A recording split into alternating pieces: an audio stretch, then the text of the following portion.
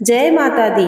सभी भक्तजनों को नवरात्रि की हार्दिक शुभकामनाएं। आज है नवरात्रि का तीसरा दिन और इस दिन माता दुर्गा के तीसरे स्वरूप माँ चंद्रघंटा की पूजा की जाती है।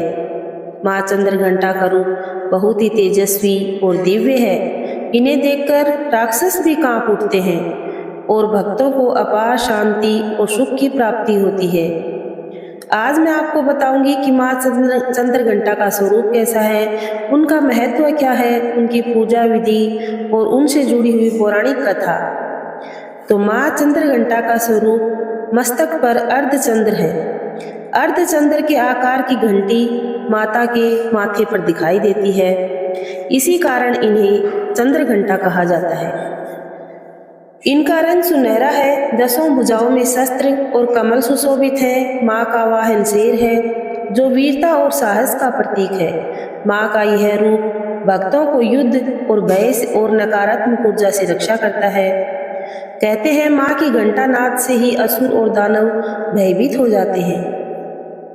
माँ चंद्रघंटा को शांति, साहस और करुणा की देवी माना जाता है। जो साधक पूरे भाव और श्रद्धा से इनकी आराधना करता है, उनके जीवन से डर, तनाव, कष्ट समाप्त हो जाते हैं। माँ अपने भक्तों को तेजस्विता, आत्मविश्वास, दिव्य ऊर्जा प्रदान करती हैं।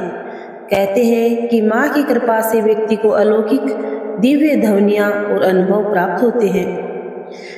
इससे एक पौराणिक कथा भी जुड़ी हुई है। कथा के अनुसार जब असुरों का अत्याचार बढ़ गया, वे स्वर्ग लोक पर चढ़ाई करने लगे, तब देवता भयभीत होकर माता दुर्गा की शरण में पहुंचे। माँ ने उन्हें चंद्रघंटा का रूप धारण किया और उनके माथे पर अर्धचंद्र और हाथों के 10 हाथों में 10 प्रकार के अस्त्र थे। उनके घंटे की आवाज सुनते ही राक्षसों में हाहाकार मच गया।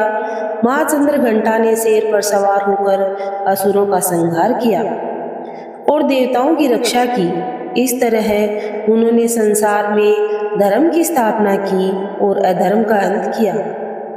एक और कथा के अनुसार जब भगवान शिव माता पार्वती से विवाह करने आए तो उनका रूप अत्यंत भयंकर और विचित्र था।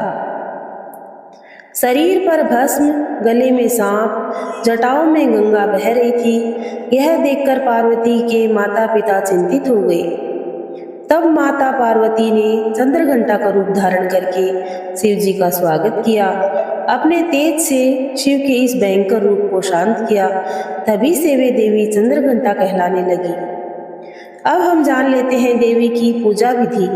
नवरात्रि के तीसरे दिन माँ चंद्रघंटा की पूजा का विशेष महत्व रखती है। सुबह स्नान करके शुद्ध वस्त्र पहने और व्रत का संकल्प करें। माँ की प्रतिमा या चित्र पर जल, अक्षत, पुष्प और रोली चढ़ाएं। फूलों की माला पहनाएं। दूध, शहद या मिठाई का भोग लगाएं। घंटी बजाकर ओम देवी चंद्रघंटाय नमः इस मंत्र का जाप करें। ऐसा करने से नकारात्मक शक्तियां दूर होती हैं, घर में सुख शांति आती है। तो आप सभी को नवरात्रि के तीसरे दिन पूजित माँ चंद्रघंटा की कथा और महत्व, माँ की कृपा से आपके जीवन में सदा सुख समृद्धि बनी रहे। मुझे बताइए कि आपको ये माँ चंद्रघंटा की कथा और उनका महत्व कैसा लगा।